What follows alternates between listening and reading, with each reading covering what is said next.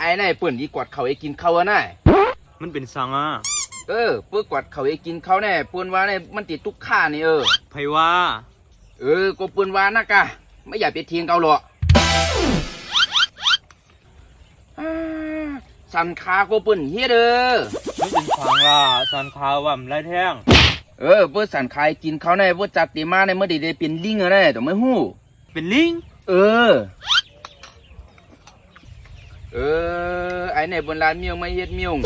เอามือเต้าก้างก็เปิ่นเฮียมั่งกูเป็นก้นย้อนฮะ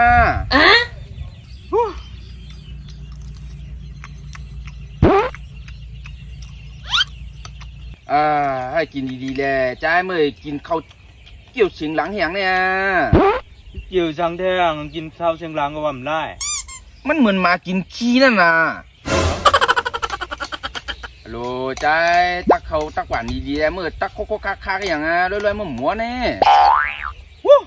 ก่อมกินก็ไรเขาได้ก็เป็นได้ไงกวาดเขากินก็ว่ามันไรว่าเขาดีทุกข้าวันไหนก็ทุกข้าสันขากินสมว่าเขาดีเป็นลิงวันไหนก็เป็นก้นก่อมใจลิงมีเต่ากลางสมว่าเขาเป็นก้นย้อนวันไหนก็ไหวย้อนพอกินเกี่ยวเขาเสียงหลังสมว่าเขาเหมือนมากินขี้ก็กินข้าวกำไรกินขี้เมื่อดีเลยกินตีนก็ได้